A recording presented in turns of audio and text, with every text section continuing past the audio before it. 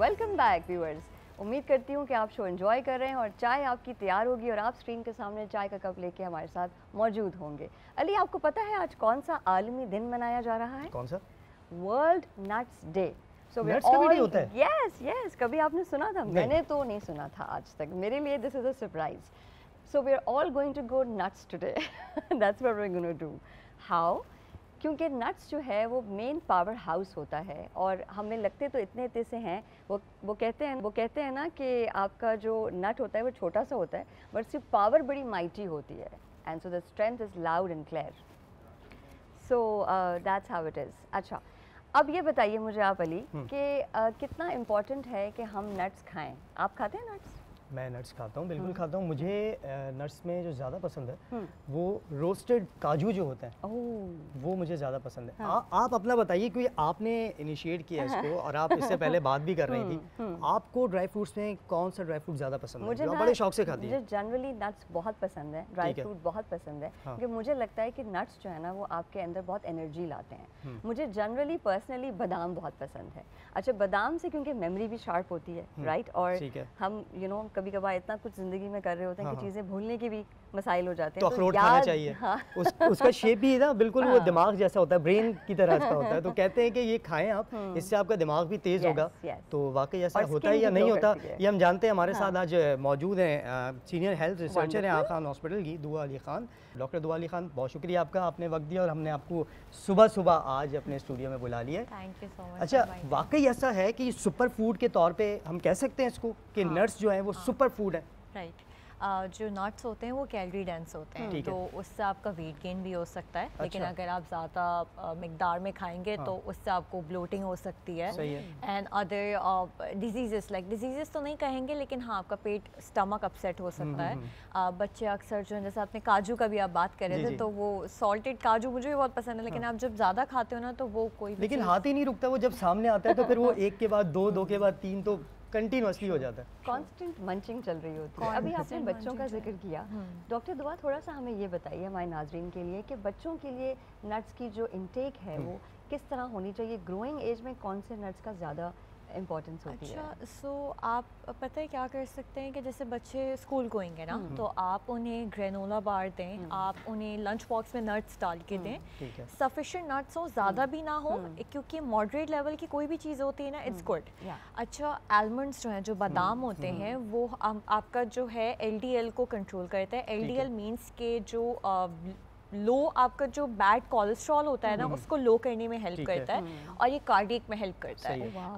Almonds जो है skin में भी हेल्प करते हैं। इसके अलावा डायबिटीज़ में हेल्प करते हैं, क्योंकि आपका जो इंसुलिन होता है उसको इम्प्रूव करता है और लो ग्लाइसीमिक इंडेक्स होता है आलमंड्स में। तो डेफिनेटली डिफरेंट बेनिफिट्स हैं, बट जो सॉल्टेड होते हैं या जो कवर्ड होते हैं, जो शुगर कोटेड होते हैं, दैट्स नॉट हेल्दी।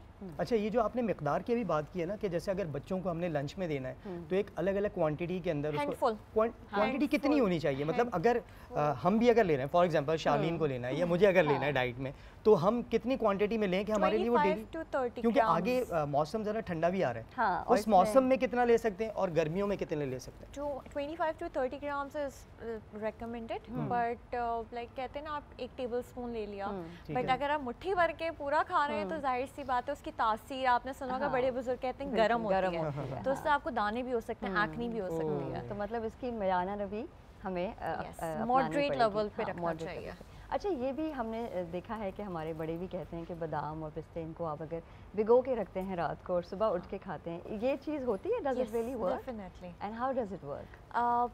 जो बादाम आप लाइक इस तरह तो मुझे नहीं पता, लेकिन जाहिर सी बात है, लाइक आप बादाम पानी में रखते हो तो उसके बेनिफिट ज़्यादा होते हैं rather than the ones that you take from the market and then आप डायरेक्टली कंज्यूम करते हो। और एक अच्छी हेल्थ के लिए हमें क्या करना चाहिए, क्योंकि आप हेल्थ रिसर्चर हैं तो आपकी रिसर्च सारी इस पर होगी। अच्छी हेल्थ के लिए क्या करें, हम क्या करें, हमारे जो व्यूवर्स हैं, हमारे व्यूवर्स को भी कोई मशवरा दें कि वो क्या करें अच्छी हेल्थ के लिए? मॉर्निंग में डेफिनेटली बादाम लेने चाहिए। ठीक है। दिन में जो है कितने?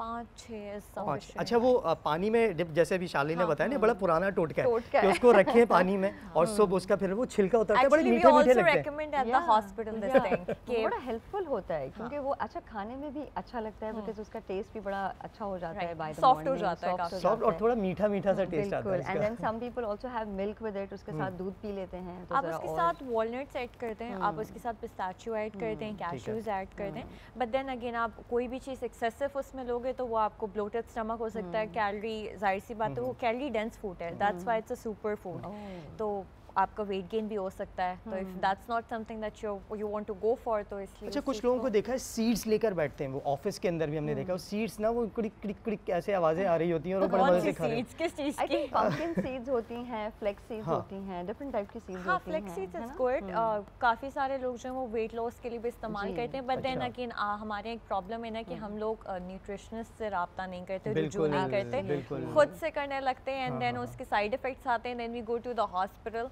तो देन डेफिनेटली आपको जो भी यू नो नट्स वगैरह करने हैं, like contact the nutritionist and you know figure it out कि व्हाट्स हेल्दी फॉर यू, आपको किस चीज़ की ज़रूरत है।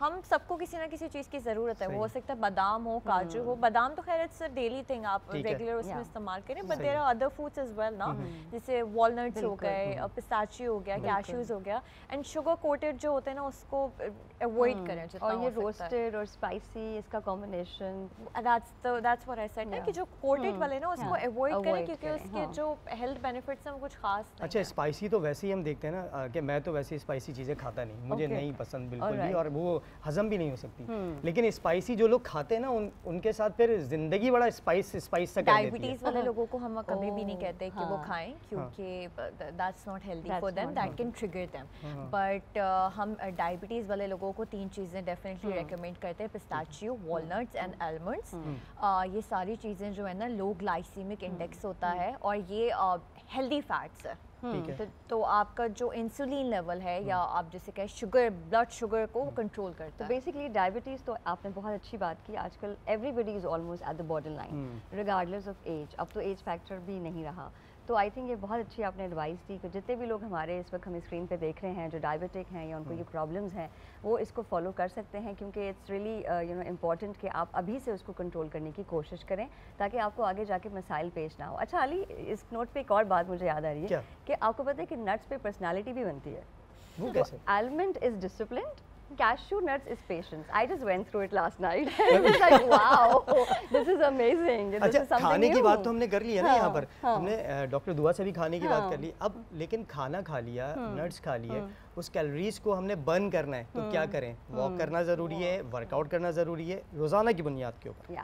अच्छा अली, सबको नहीं करना होता कैलोरीज बर्न, क्योंकि अगर आप अंडरवेट हो तो आप क्यों करोगे कैलोरीज बर्न? तो you should check your BMI, ठीक है, आपकी वेट और हाइट के हिसाब से। अगर आप अंडरवेट हो तो डेफिनेटली बिल्कुल भी वॉक मत करो, आप अगर ओवरवेट हो तब आप करो क्योंकि आप then you are prone to diseases, but अगर आप हेल्दी वेट हो then you don't have to, you can just do the normal workout to keep yourself healthy. Absolutely, ये थोड़ा सा ना आई थिंक गलत पर्सपेक्टिव है कि I want to be zero weight, या जीरो वेट अच्छा भी नहीं लगता है। इसी बात पे एक बात आ जाती है कि हर चीज़ को आप जब बेहतर करने के लिए जाते हैं तो पहले जानना बहुत ज़रूरी होता है अली कि हमारी बॉडी में किस चीज़ की इम्पोर्टेंस कमी है, ज़्यादती है, हमें किस चीज़ को खाने की ज़रूरत है। ये ना हो कि हमने जाना बस मुट्ठी भर के हमने नट्स खा, और डॉक्टर से कंसर्न करना बहुत ज़रूरी है कि वो आपको सजेस्ट क्या करता है उसके मुताबिक आपने चलना है। खुद से कोई एक्सपीरियंस नहीं करना अपने साथ, अगर आपने खुद से कोई एक्सपीरियंस कर लिया तो फिर वो एक्सपेरिमेंट ख़राब भी हो सकता है। एब्सोल्युटली, और नीम हकीम ना बने प्लीज़।